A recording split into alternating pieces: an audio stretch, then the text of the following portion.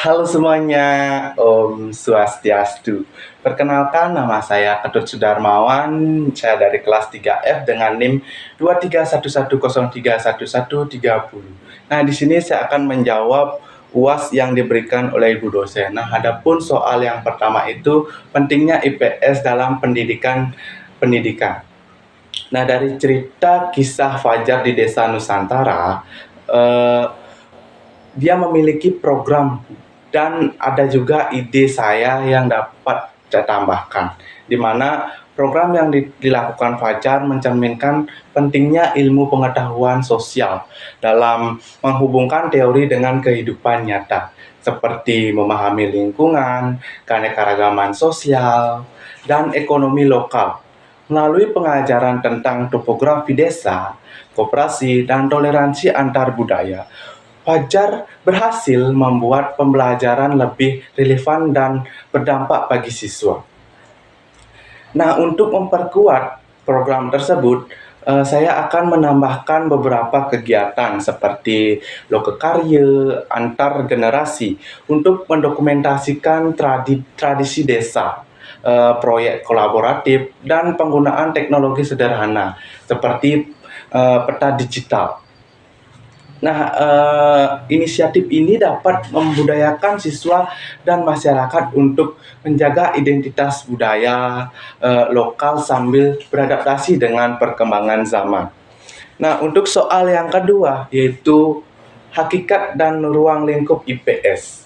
Nah, ada juga aspek yang dapat dimanfaatkan, di mana Fajar tadi menceritakan program Fajar membuktikan relevansi IPS dalam kehidupan nyata, menghubungkan teori topografi, budaya, koperasi dengan permasalahan siswa.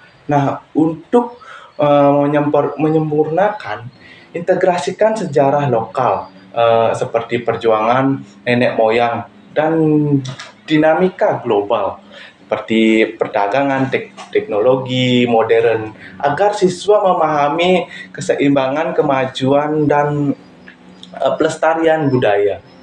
Nah, ada juga soal yang ketiga, di mana konsep dasar geografi dan ekonomi di dalam cerita Fajar tadi menjelaskan hubungan antara letak geografi dan pekerjaan penduduk. Dan adapun ide kreatif yang dapat saya terapkan untuk membantu masyarakat agar lebih memanfaatkan uh, polusi geografi secara ekonomi, potensi geografi secara ekonomis. Nah, Desa Nusantara dapat mengembangkan ekonomi wisata berbasis pertanian, memanfaatkan keindahan alam di kaki gunung. Masyarakat dapat menawarkan uh, agrowisata atau petik hasil panen, belajar bercocok tanam, dan menjual produk lokal seperti sayuran organik, kerajinan, dan mengolah hasil pertanian menjadi produk bernilai tambah seperti jus, selai, keripik untuk perekonomian berkelanjutan. Nah, adapun soal yang keempat, yaitu kemajemukan ras, etnik, dan agama. Nah, adapun kegiatan atau program yang dapat saya kembangkan di desa tersebut adalah program Festival Budaya Nusantara.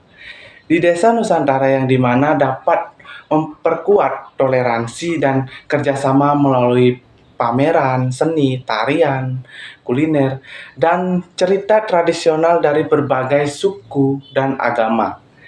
Dan juga ada juga gotong royong rutin dan lomba-lomba tim juga dapat memperkuat hubungan antar warga dan menumbuhkan rasa berbangsa akan keberagaman. Soal yang terakhir, yaitu pengaruh budaya luar terhadap kebudayaan Indonesia. Nah, dari ide saya, ada pun strategi yang dapat saya terapkan untuk memanfaatkan pengaruh positif budaya luar tanpa menghilangkan tradisi lokal, yaitu dengan mengintegrasikan teknologi modern ke dalam praktik tradisional.